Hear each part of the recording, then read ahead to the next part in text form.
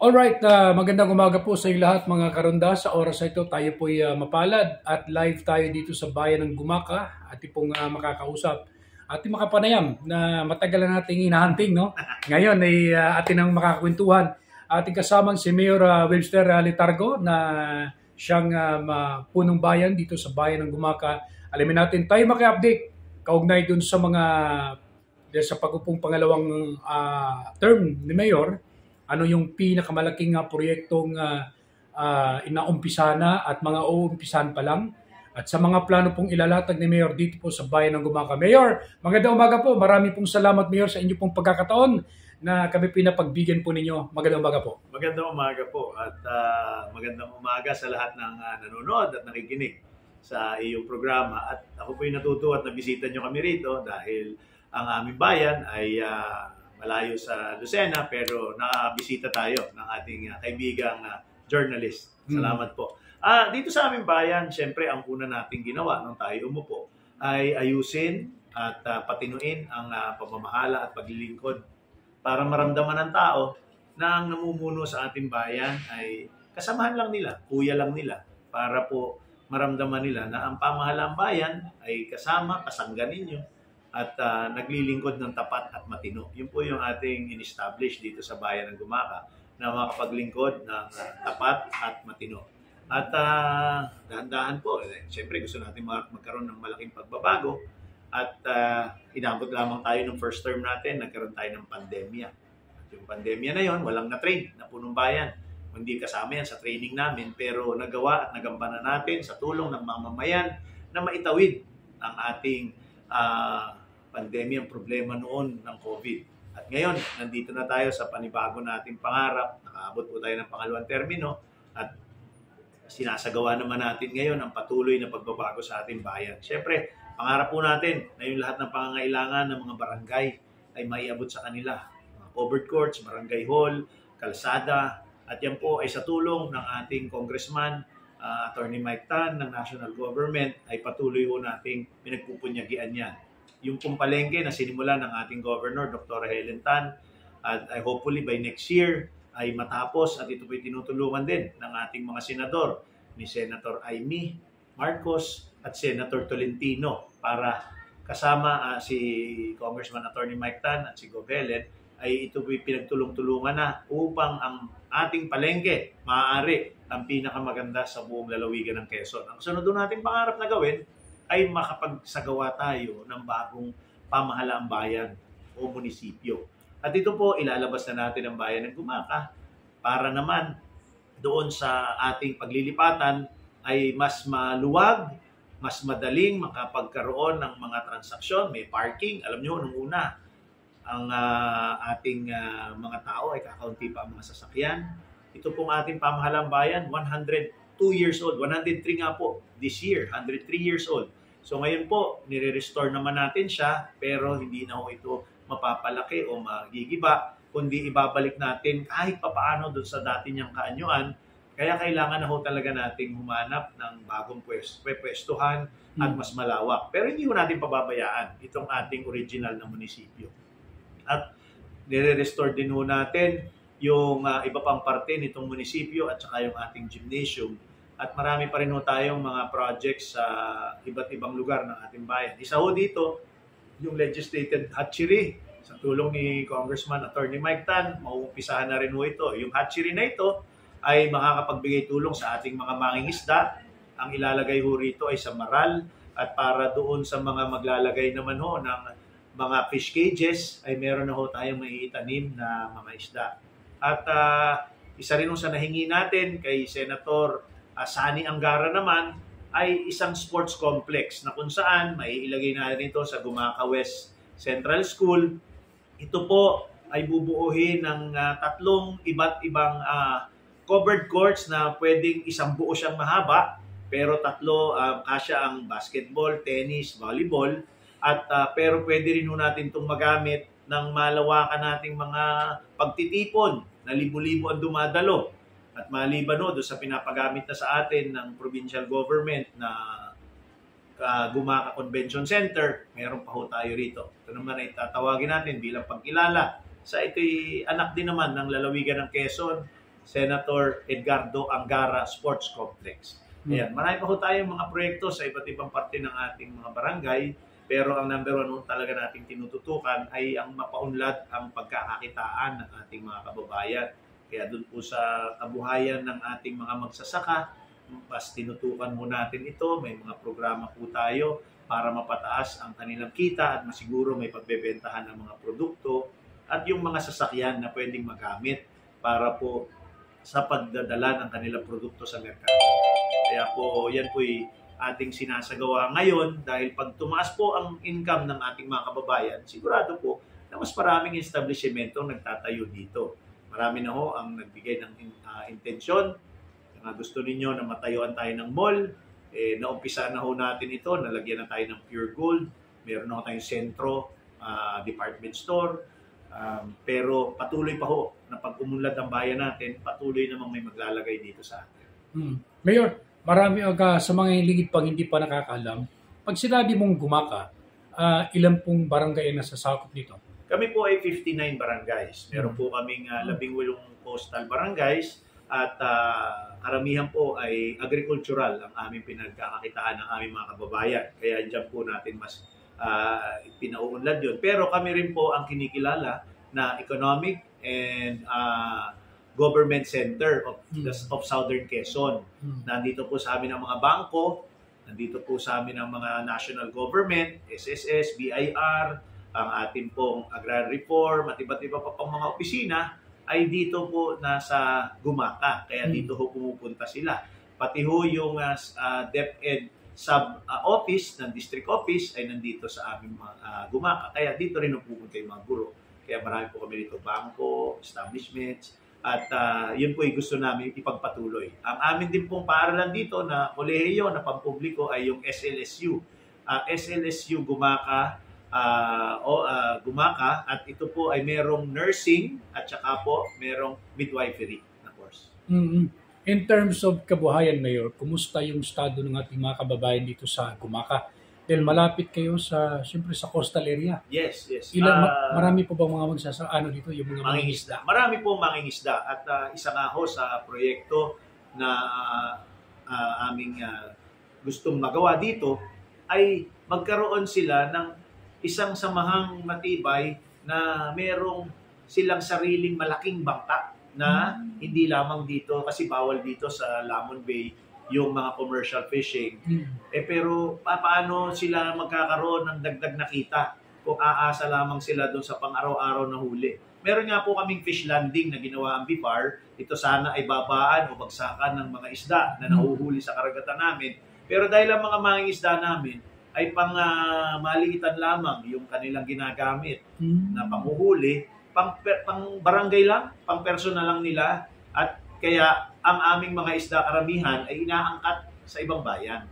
At yun, kaya nagrereklamo ang mga kababayan, bakit ang laki ng dagat natin pero ang mahal ng isda natin? Dahil nga po, wala tayong mga commercial fishing vessel dito sa ating bayan. Pero ayaw naman nating magkaroon ng commercial dito, ang maapektuhan ay yung mga mangingisdang maliliit. Kaya nga po ang sabi natin, magkaroon kayo ng isang pagsasama-sama doon sa mga panahon na makalbog yung dagat, gamitin natin yung commercial vessel na pangisda, pero kayo ang may-ari. Hindi personal ng mga negosyante. Para kumikita pa rin kayo dahil alam nyo, dapat lang, pero may panahon din yan. Hindi doon sa panahon na nangingitlog ang mga isda.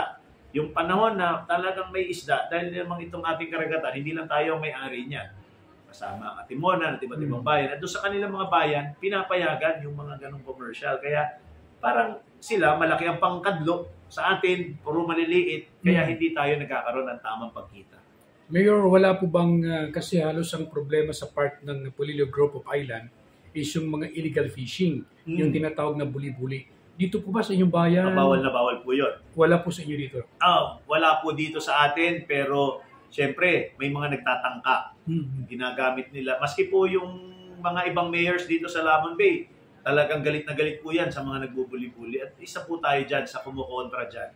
Kaya kailangan pa ho natin i-equip yung ating bantay dagat, maritime, at kapulisan para po magkaroon sila ng sasakyan na talagang magbabantay ng karagatan. Ayaw natin yan, pero ano naman ang gamit nila para malabanan itong mga ganito. Pero talaga ho dito, bawal na bawal yung buli-buli at mga malalaking commercial fishing. Magkano may nag-comment dito, Mayor? Ang mahal ng isda dito sa Gumaca compared sa ibang bayan. Magkano po bang kilo ng isda rito sa inyo? Hindi ko po maisa-isa, no? Pero talaga ho medyo mahal. Bakit? Dahil nga po, umaangkat tayo sa ibang bayan. At yan po ay gusto natin maiwasan dahil meron naman talaga tayong karagatan na pwedeng mahulihan ng isda. Kailangan lang kung ayusin natin ang pamamahala ng paghuli dito. Kasi may mga, siyempre, yung procedures na bawal. Oo, may mga bawal at may pagkakataon na pwede natin namang magamit yung mga pangisda pero hindi maapektuhan yung ating mga... Pero open sila mag-apply for commercial. Pero hindi ho pwede dito. So malayong lugar. Sa labas. Pacific. Kayo ba? Sa labas, sa kabila nung ibang area? Island. Island, okay. Okay, Mayor. Kaugnay po doon sa kalusugan, kumusta po ang inyong mga kababayan dito? Marami ho bang dumadaing na lumalapit sa inyo, particular doon sa mga pinakamalaking challenge mo bilang Mayor? Ngayon po, talaga naman ang napakamahal ng gastusin sa pag nagkasakit ka. Kaya napaka-importante po yung preventive. Unahan na ho natin. Huwag nating intayin na masama na ang lagay, saka lang tayo magpapatingin at saka tayo maghahagilap ng pagpa-opera o iba pa, no? Kaya po pinopromote natin yung preventive maintenance o preventive healthcare natin. Dapat po lagi kayong na-check up. Meron naman po tayong RHU na pwedeng gumawa nito bago pa man kayo makaramdam ng sakit. Yung mga simpleng mga sakit o gamot po, mga simpleng gamot, meron pong available ang ating barangay, meron din pong available ang ating rural health unit. Pero yung pong talagang mabibigat na, dadali na kayo sa ospital, ay meron naman po tayong ambulansya na naghahatid sa ospital. At pag kayo po ay nasa ospital na, lalo pat mga pampubliko ito naman po ay meron din silang sarili na maghahatid sa inyo kung may paglilipatan pa kayong as espesyalista. At ngayon naman po, dahil sa universal healthcare, lahat naman po ay dapat mabibigyan ng atensyon. Wala dapat maiiwanan. Ang isa lamang po talagang medyo nalalakihan ng gastos ang aking mga kababayan, yung pong panganganak.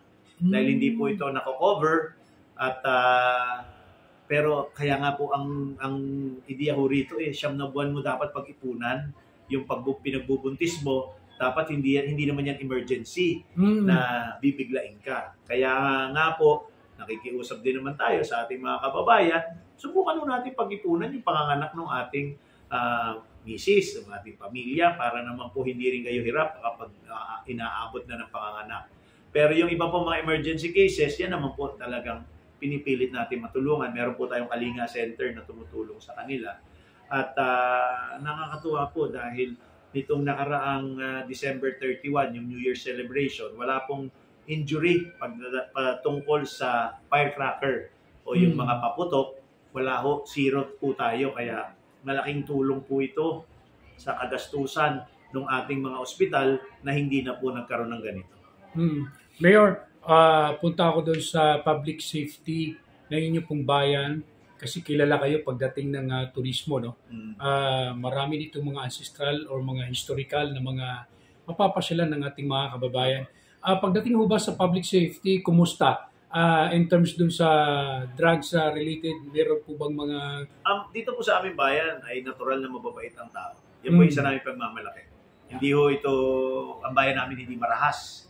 Hindi po labanan dito ng iba't ibang grupo o ano. Ito po, kahit nagkakaroon kami ng labanan sa politika, wala akong karahasan at sana po ay mapanatili natin yon.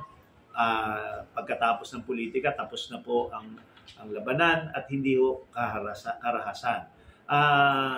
Manaka-naka po, may kaunting mga crime na nangyayari katulad nga sa drugs. Pero na ho, patuloy ho nating initutulak ang ating kapulisan na ito ay masawatan na natin dahil napakalaki ng epekto nito sa ating mga kabataan, sa ating mga pamilya, kahit po mga may trabaho na naapektuhan pa rin po nito. May manaka-naka rin pong mga ibang crime pero ang marami po rito ay aksidente sa kalsada. Yan po yung nangyayari. dahil mahaba po yung aming highway. Kaya po dito talagang atin pong ini-impose yung no helmet, no travel policy sa mga nagmumotor. Marami pa rin nung hindi sumusunod kahit natitikitan sila. Ganon din po. Ini-encourage po natin na kung nagmumotor naman kayo or nagta-tricycle o nagta-drive, dapat naman may lisensya po kayo. Nandito na po ang LTO sa bayan ng Gumaca. Hindi nyo na kailangan pumunta sa ibang bayan. Hindi pa rin makakuha po yung iba. Kaya pag nahuhuli, natitikitan, nai-impound yung kanilang mga sasakyan dahil wala silang lisensya, nagmamaneho sila. So marami pa rin ng mga ganitong mga hindi na pwede namang iwasan na krimen. At talaga yung mga banggaan, yung mga ganyan, nangyayari ho yan. Kaya medyo mataas kami dun sa ganung portion. Pero dun po sa iba na peace and order, hindi po, wala naman po dito at napakatahimik. Actually, we are celebrating our first anniversary as a insurgency-free municipality. Wow! 1 year na. 1 year na po. At wala hong incidents na nangyari. So kami po lubos na natutuwa at nagpapasalamat sa ating armed forces, sa kapulisan, at sa iba pang mga involved dito tulad ng DILG at iba't iba pang ahensya. Anong naging program sekreto po ninyo, Mayor, na napapanatili yung ganitong program? Unang-una ay siyempre yung community involvement at yung pagpapakilala na ang pamahalaan ay sumasagot sa mga pangangailangan ng tao. At siyempre, pangatlo ay yung pagwawaksi ng ganitong karahasan na revolusyon na hindi naman kailangan ng ating bayan. Dahil nagre-responde naman ang pamahalaan, may matino naman tayong pamamahala, at ang ating mga miyembro ng armed forces ay hindi naman karahasan ang dala, kundi mas gusto pa nga ay kapayapaan at kaya nga kada barangay ay meron silang mga ginagawa na kung saan ay nakakatulong sa pamayanan. Mayor, meron pa akong naisip, Mayor, kaugnay doon sa tawag nito yung problema mo rito yung traffic, no? Yung highway area na naman. Yes, pero napansin ko po sa inyong bayan ako nag-iikot dito, ang dami mong no parking area. So ibig sabihin, tapos yung daloy ng mga sulok-sulok mo maayos. Ano to, Mayor? Kailan to nag-umpisa? Especially nung ipinatupad ng DILG yung road clearing, kaya ito ay amin ang isinagawa, tapos meron na tayong ordinansa ng mga no parking. At meron pa rin talagang sumusuway. Pero ang maganda rito, meron ka ng ordinansa at meron ng sinusunod. Kaya yung ating mga enforcers ay merong natitikitan, nata-tire lock, kasi meron kang tinutuntungan kang ordinansa, may sinusunod ka. Kaya naman tuloy-tuloy lang yun. Dahil kung hindi, laluhong sisikip ang ating mga kalsada. Talaga lamang po na mayroong mga sira-sira ang ating kalsada. Patuloy naman tayo nakikiusap sa DPWH. Nagkaroon nga ako ng traffic nung bago dumating ang Kapaskuhan, December 23, na kung saan marami ang naapektuhan ng mga biyahero going to Bicol, Samar, etc. At tumagal sila ng 4 na oras sa traffic. Pero ito po ay hindi dahil sa Gumaca. Nagkaroon po ng ginagawang kalsada doon sa Barangay Sogod sa Lopez at nag one way doon, kung kaya talagang naging nightmare, no, sa ating mga biyahero at umabot hanggang Gumaca yung dulo ng traffic na kung saan ay naapektuhan pa nung pag-counterflow ng iba't ibang mga sasakyan at sa pagmamadali nila. Kung kaya nga yung ating namang kapulisan, traffic enforcers ay nagtulong-tulong. Kaya hindi na ito naulit at naihanda naman at pati yung pagbalik ng ating mga biyahero. Mayor, yung inyo pong diversion po ba na para makaiwas sana dito sa may sa bayan? Sa bayan, hindi pa rin po ba ng functional? Nadaanan po yun, pero light vehicles. Light vehicles lang. Hindi ko kaya ng truck eh. Medyo matarik po yung pagkaka-design niya. Okay. Kaya mga light vehicles po ay doon, yung pong mga malalaking truck ay dito. Pero kaya po nga, talagang ang solusyon po dyan ay magawa na yung yung TR5, yung Toll Road 5. Yung ating extension ng South Luzon Expressway. Nakakaingit po yung North Luzon dahil tuloy-tuloy hanggang Baguio na. Ay makakapasok ka na ng Baguio, dumaan ka lahat ng mga Lex nila, di ba? Esitex, NLEX, TPLEX, tapos Rosario na ang labas mo. Dito sa atin, sana tuloy-tuloy nilang magawa dahil alam nyo, ang pag-unlad po ng isang bayan o ng isang bansa ay yung bilis ng transfer ng services and goods niya sa transportation. Ang laki ng ginagastuso natin sa gasolina, sa man-hour, sa abala, kapag nata-traffic at bumabagal. Kaya po yung pag nagawa yun, plus magawa rin yung release ng tren na kung saan ay South Long Haul naman po ang tawag nila hanggang Legazpi, ay from Manila ay kaya daw ng 3 to 4 hours. Ang bilis ho nating may transport ng goods and services. Kaya ho, importante sa development po ng Southern Luzon, Southern Quezon, magawa po yan. Isa rin ang problema sa Quezon Province, Mayor, yung wala tayong industrial park, no? Yes. Yung Technohub na Oo. maging challenge. Pero kaya naman yung mga Technohub po ay nagawa sa Cavite, Laguna, dahil doon sa proximity nila sa Manila. Kasi ang base pa rin po talaga ng lahat ng ekonomiya natin ay Manila. Siyempre yung mga negosyante o negosyo gusto nila accessible sa kanila. Kaya nga po yung binanggit ko na Toll Road 5, yung tren na maganda, na parang bullet train ng ibang bansa, malaki po ang maitutulong na magkaroon tayo ng mga ganong investment parks, yung mga ganyang malalaki na lalagyan ng mga pabrika, dahil mas mabilis na rin nung may transport, mababa pa ang ating lupang halaga, so mas marami yung magagawa dito sa atin. May last question, Mayor, ay kumusta po pagdating sa turismo ang bayan ng Gumaca? Ano po bang mga inaasahan ng ating mga gustong mamasyal dito sa inyo pong lugar? Well, unang-una po ay ang aming simbahan ay arguably oldest church sa ating lalawigan, at na meron din po kami na maintain na fortress na ginawa pa ng panahon ng mga Kastila. Meron po kaming mga iba't ibang parks, may Cueva Falls. Ang aming pong beach, hindi man katulad ng Boracay, ay pwede nyo rin pong bisitahin kung kayo malapit dito.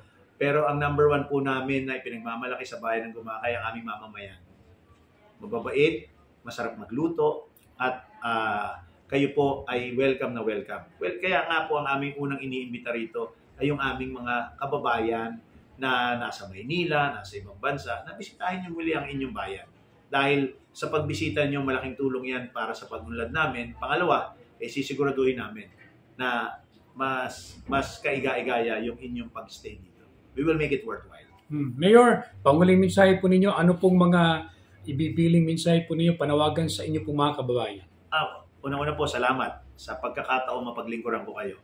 At ito po ay patuloy nating gagawin ng matino at mahusay, at sisiguraduhin natin na ang serbisyo ng pamahalaan hanggat kaya po ng ating pamahalaang bayan ay iaabot sa inyo, ibibigay sa inyo. Dahil yan po ang dapat nyong natatamasa. Salamat po. Maraming salamat po mga kaibigan at mga karunda, ang ating pong nakapanayam sa umagang ito, si Mayor Webster Letargo ng Bayan po ng Gumaca. Mayor, maraming salamat po, mabuhay po kayo.